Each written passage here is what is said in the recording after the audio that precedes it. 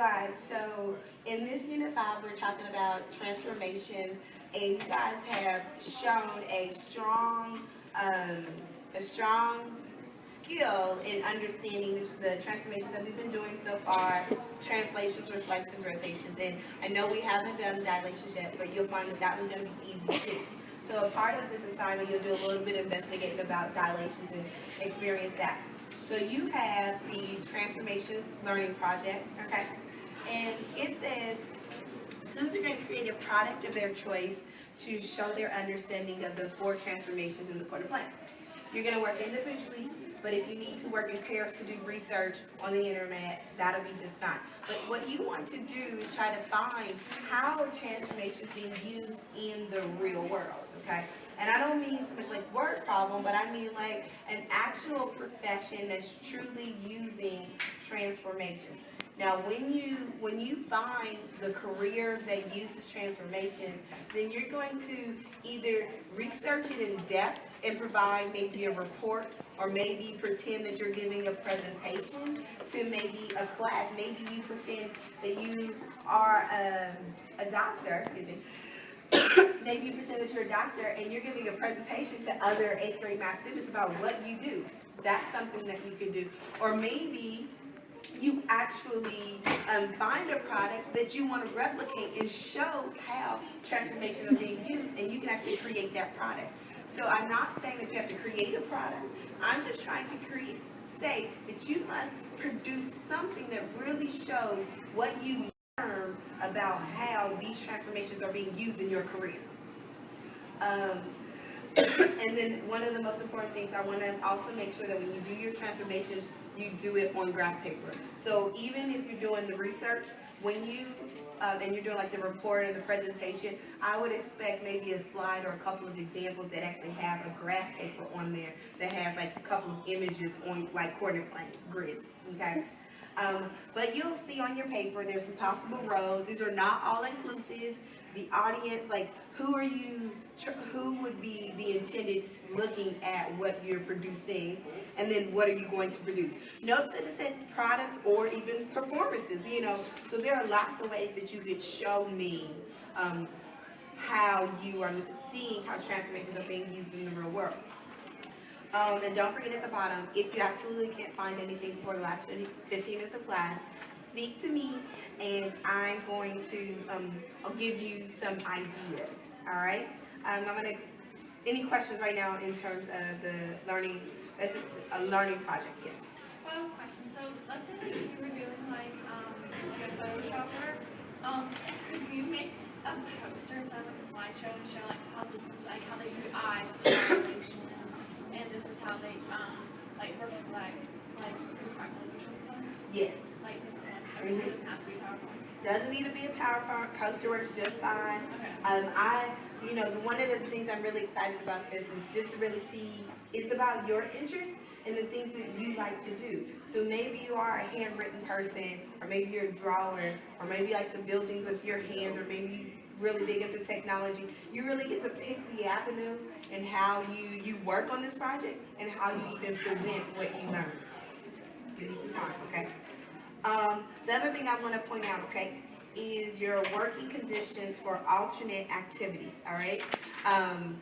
I got it to the girls right here, and I got the rest of the copies. I'm going to get it right to it too. But it says, if you're working on an alternate activity while others in the class are busy with teacher-directed activities, you're expected to follow these guidelines, okay? So I know you guys came outside, but maybe one day you don't come outside. And I don't care if you come outside or not, inside or whatever. But make sure, first of all, that you are on task all the time. I want to talk to you too, Luke, because you get distracted so easily. Just because I'm not here monitoring you, you have to understand that implies that I trust that you're going to stay on task, okay? So don't talk to me while I'm teaching, okay? Kind of like they continue to like, Miss Scott.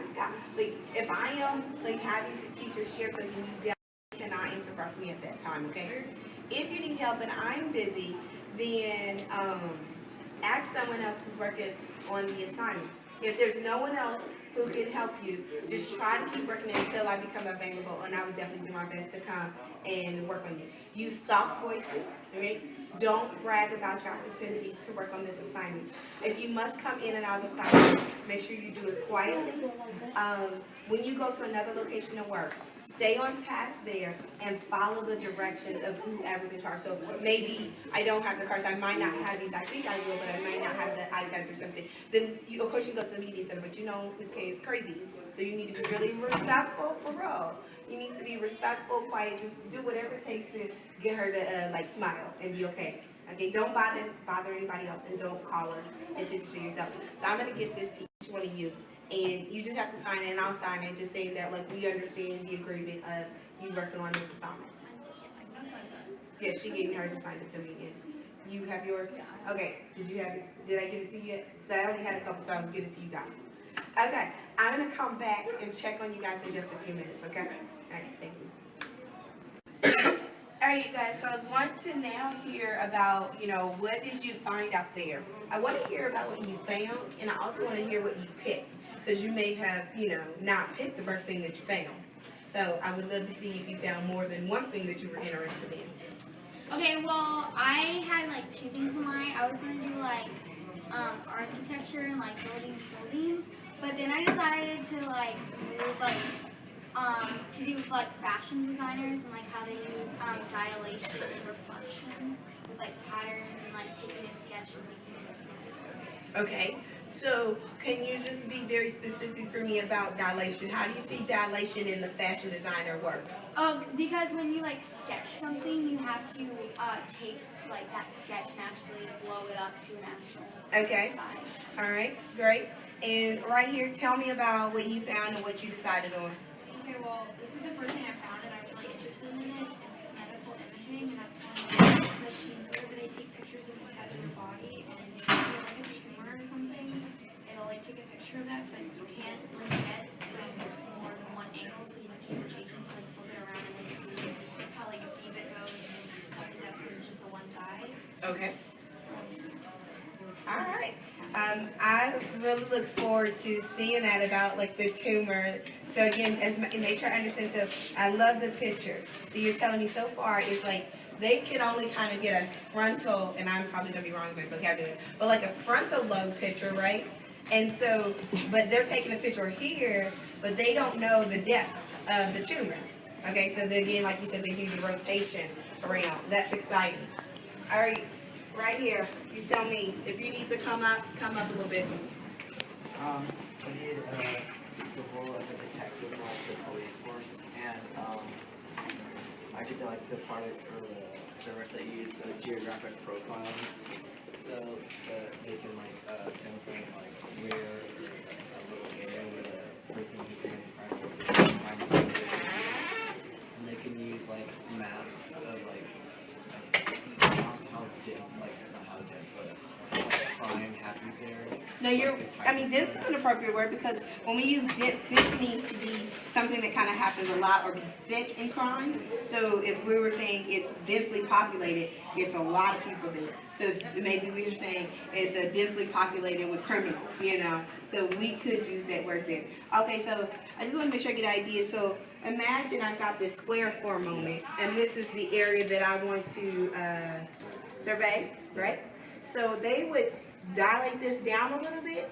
Now, do they assign different officers to different areas, or do they just, how do they, did you get that far to talk about how they maybe come into it and narrow it down? Do they have a mathematical way on how they do that? They have the maps have you can have different maps different crimes on it, and say this guy Grand Theft Auto, and you can have the maps show how densely a crime is reported Grand Theft Auto there, and then you can pull officers or pull off from one area if there's not that many crimes in that area Grand Theft Auto, or if there's a lot of crimes. How do you feel like you're going to show us what you learned? I'm going to do a Research report. Okay, right here.